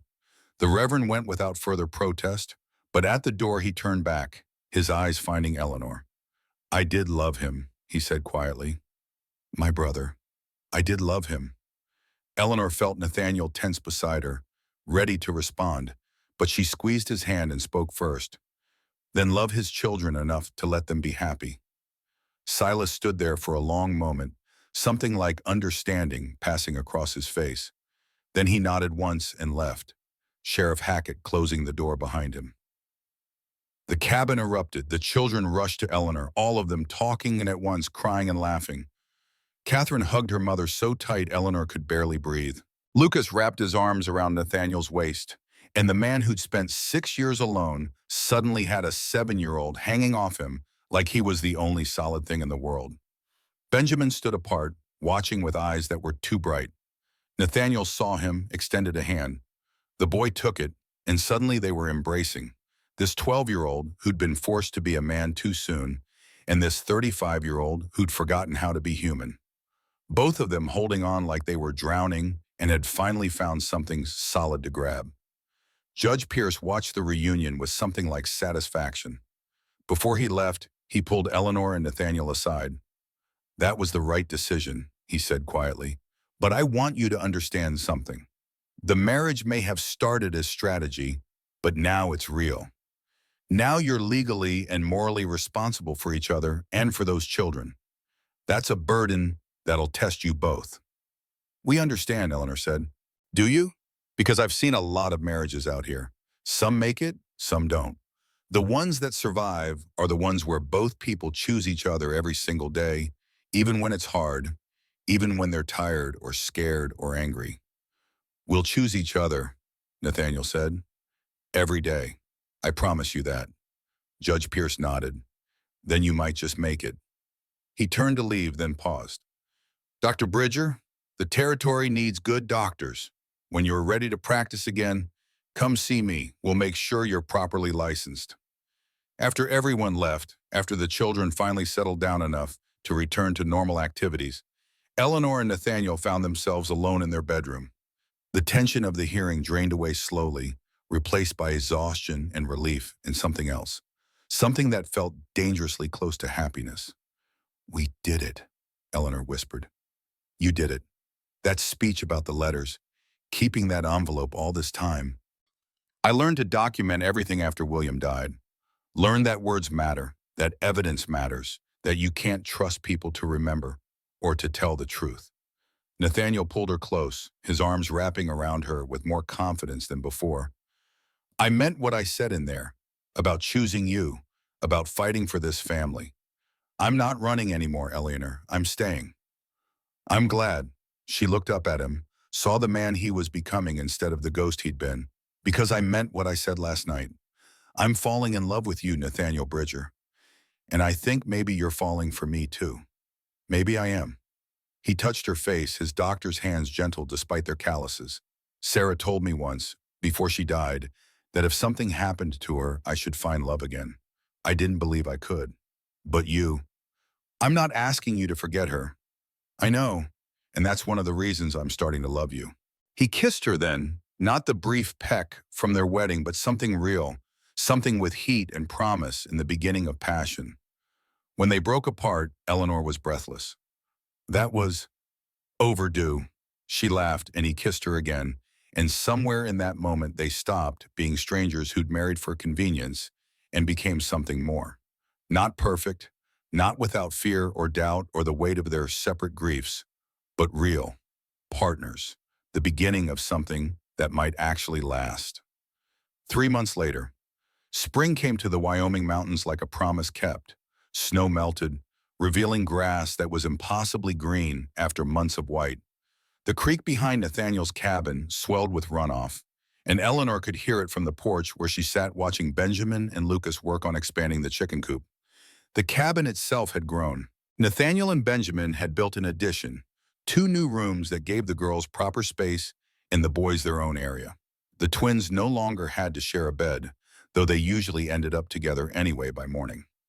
Lucas was strong now, healthy, with no trace of the lung fever that had nearly killed him. Catherine was teaching school 3 days a week in town, riding in with Nathaniel when he made his weekly trip to the general store. The girl had a gift for it, a patience and clarity that made even the most difficult students understand. Eleanor watched her daughter bloom into the young woman she was meant to be and felt pride so strong it sometimes made her chest ache. Benjamin had his own dreams now. He spent every spare moment reading Nathaniel's medical texts, asking questions, learning anatomy and physiology with the intensity of someone who'd found his calling. Nathaniel taught him patiently, and Eleanor could see the bond growing between them, the kind that transcended blood and became something equally important. Eleanor herself had changed. The hollow-eyed woman who'd knelt in the snow was gone, replaced by someone stronger, more certain. She'd gained weight, her face filling out, her body recovering from months of near starvation. But more than that, she'd gained purpose. This was her home now, this cabin and this land, and this man who'd saved her without asking for anything in return. And Nathaniel. God, Nathaniel had transformed. The isolated hermit who'd hidden for 6 years was gone. In his place was a man who laughed, who played with the twins, who taught Benjamin medicine, and helped Catherine with her lesson plans, and carried Lucas on his shoulders when the boy got tired. He was practicing medicine again too, tentatively at first, but with growing confidence. People came to the cabin when they were sick or injured, trusting Dr. Bridger to help them despite his years away from the profession. Eleanor heard his footsteps on the porch, felt his presence before he spoke. That was new too, this awareness of each other, this connection that had grown from necessity into something deeper. You're thinking too loud, Nathaniel said, sitting beside her, just remembering. The snow, everything, how lost I was, how close we came to dying, how you appeared like something out of a dream and saved us all. We saved each other. He took her hand, the gesture automatic now, comfortable. I was as lost as you were, just in a different way. Do you still dream about Sarah? It was a question Eleanor had been afraid to ask, but now 3 months into their marriage, she thought maybe she could. Nathaniel was quiet for a moment, his thumb rubbing circles on the back of her hand. Sometimes, but it's different now. I dream about her being happy, about her and James together somewhere. And in the dreams, she's smiling, like she knows I'm all right, like she approves. Do you think she would? Approve? I think she'd love you. I think she'd love what you've done for me, how you brought me back to life. He turned to face Eleanor fully. I think she'd be grateful that I found someone who makes me want to be better, who gives me a reason to use the skills I spent so many years learning. Eleanor felt tears prick her eyes. I love you. I know I've said it before, but I need you to hear it again. I love you, Nathaniel Bridger. I love you too. The words came easier now, without the hesitation they had had at first. I love you and those children in this life we're building. I love waking up next to you every morning. I love the sound of the kids laughing. I love that I get to be a doctor again, that I get to help people without being paralyzed by fear of failing. He kissed her, deep and long, the kind of kiss that still made her dizzy even after 3 months of marriage. When they broke apart, Eleanor was breathless and smiling. I have something to tell you, she said.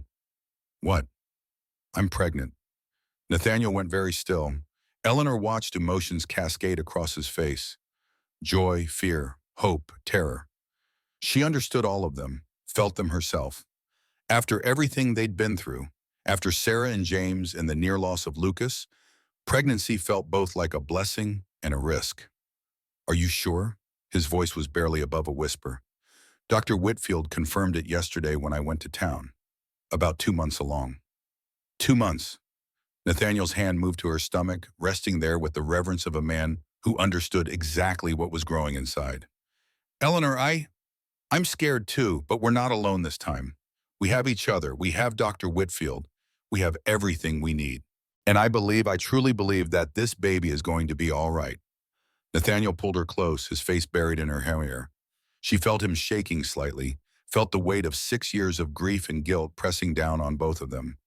But there was something else too, something that felt like hope. If it's a girl, Eleanor said quietly, I want to name her Sarah, after your first wife. Nathaniel pulled back to look at her. You'd do that?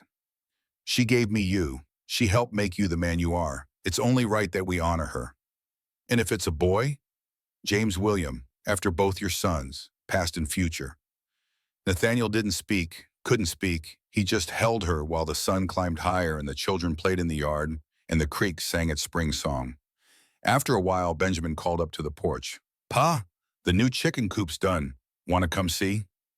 Nathaniel stood, helped Eleanor to her feet. Coming. He turned to her. Ready? For what?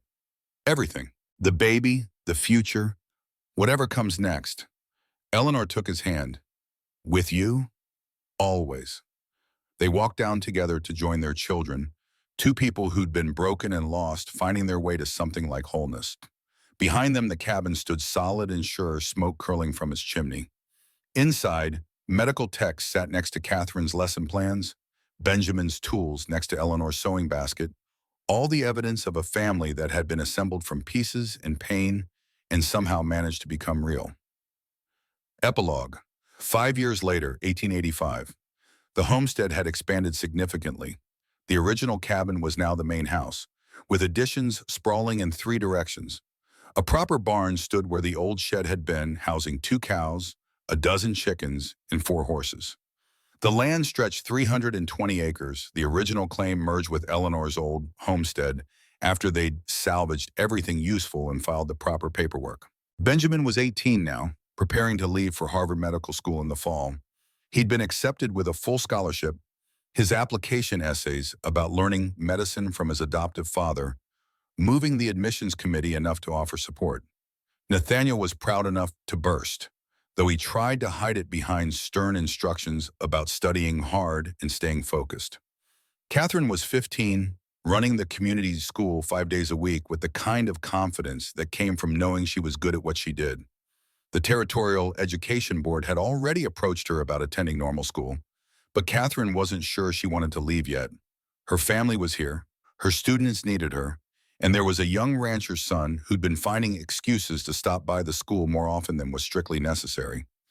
Lucas was 12, strong and healthy, with no trace of the sickly child he'd been. He managed the livestock with Benjamin, learning ranching and business in a way that suggested he'd take over the homestead someday, when Nathaniel was ready to focus entirely on medicine. The twins, Rose and Lily, were 10 and completely different from each other, despite being identical.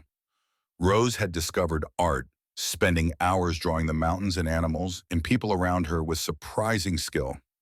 Lily was practical, helping Eleanor with everything from cooking to mending to managing the household accounts that had become complex as the homestead prospered. And then there was Sarah Margaret Bridger, age 4, who looked like Eleanor, but had Nathaniel's gray eyes and stubborn temperament. She followed her father everywhere, asking endless questions about medicine and anatomy and why things worked the way they did. Nathaniel answered each question seriously, treating his 4-year-old daughter like a medical student, and Eleanor watched them together with a fullness in her chest that never quite went away. The newest addition was 2-year-old James William Bridger, a robust toddler who'd been born healthy and loud and showed every sign of staying that way. He was currently being chased around the yard by Sarah, both of them shrieking with laughter, while the older children pretended to be annoyed and smiled despite themselves. Eleanor stood on the expanded porch, watching her family, feeling the weight of 5 years of building and growing and becoming. Nathaniel came up behind her, wrapped his arms around her waist, rested his chin on her shoulder. "Thinking too loud again," he murmured. "Can't help it. Too much to think about." Benjamin leaving? That, and how far we've come. How different everything is from that day in the snow. "Best day of my life," Nathaniel said, "finding you." Even with everything that came after, the fight with Silas, the fear, the uncertainty, especially because of them, it made us fight for each other, made us choose this family every day. We didn't just fall into happiness, Eleanor. We built it, piece by piece, choice by choice. She turned in his arms, looked up at the face that had become more dear to her than her own. "I love you, still, always. I love you too." He kissed her, not caring that the children were watching, not caring about anything except this moment, this woman, this life they'd created together. From the yard, Benjamin called up, "Ma, Pa, dinner's almost ready. Catherine wants to know if we're eating inside or out." "Outside," Eleanor called back. "It's too beautiful not to." The family gathered around the long table they built last summer, all 9 of them crowding together in that particular chaos that comes from having 7 children, ranging from 2 to 18. Nathaniel sat at one head, Eleanor at the other, their children arranged between them like proof that good things could come from desperate beginnings. Before they ate, Nathaniel stood. "I want to say something." The table quieted. Even little James stopped squirming, sensing this was important. "5 years ago," Nathaniel began, "I was alone on a mountain, hiding from the world, convinced I'd used up all my chances at being human. Then a woman with 5 children and more courage than I'd ever seen showed me I was wrong. She showed me that family isn't just blood, that love isn't finite, that we all deserve second chances even when we think we don't." He looked at Eleanor, his eyes bright with emotion. "You saved me, all of you. You gave me a reason to stop hiding, to start living again, to remember that being a doctor means more than not failing. It means showing up, trying, caring even when it's hard." Benjamin raised his glass. "To family." "To family," the rest echoed. Even little Sarah, who didn't quite understand but knew this was important. They ate together as the sun set behind the mountains, painting the sky gold and red and purple. Birds sang their evening songs. The creek whispered its eternal song. And inside the Bridger homestead, 7 children and 2 adults who'd found each other in a snowstorm built memories that would last generations. Much later, after the children were in bed and the dishes were clean and the house was quiet, Eleanor and Nathaniel stood on their porch looking at the stars. This was their ritual now, these quiet moments at day's end where they reconnected, where they remembered who they were beyond parents and homesteaders and all the roles they played. "Benjamin's going to do great things," Eleanor said. "I can feel it. He will, but he'll come back. This land is in his blood now. And the others? They'll find their paths. Catherine will teach, Lucas will rancher, the twins will surprise us all. Sarah will probably discover some new medical technique, and James," Nathaniel laughed, "James will keep us all humble." Eleanor leaned against him, feeling his solid presence, the steady beat of his heart. "Thank you." "For what?" "For stopping that day. For seeing me in the snow and choosing to help instead of riding past. For giving me and my children a life worth living." Nathaniel turned her to face him, his hands cupping her face with the gentle certainty of a man who knew exactly how precious she was. Thank you for choosing me back, for seeing past the hermit to the man underneath, for trusting me with your children, your heart, your future, for making me remember that love isn't something you use up, that there's always enough if you're brave enough to give it. They kissed under the stars, two people who'd been broken finding wholeness in each other. And if Nathaniel thought about Sarah sometimes, if Eleanor remembered William, it wasn't with pain anymore. It was with gratitude for what had been and what had come after. For the way life could surprise you with second chances when you thought you'd run out of chances entirely. Inside the house, 7 children slept peacefully, safe and warm and loved. Outside, their parents held each other and watched the stars and knew that they'd built something that would last, something strong enough to weather any storm. The woman who'd knelt in the snow had found her strength. The man who'd hidden from life had found his purpose. And together, they'd created a family that proved sometimes the best things come not from perfect beginnings, but from the choice to keep fighting, keep loving, keep building, even when everything seems lost. This was their legacy. Not just the land or the house or the children, but the proof that broken people could heal, that strangers could become family, that love was always possible if you were brave enough to try. And under the vast Wyoming sky, that was more than enough. That was everything.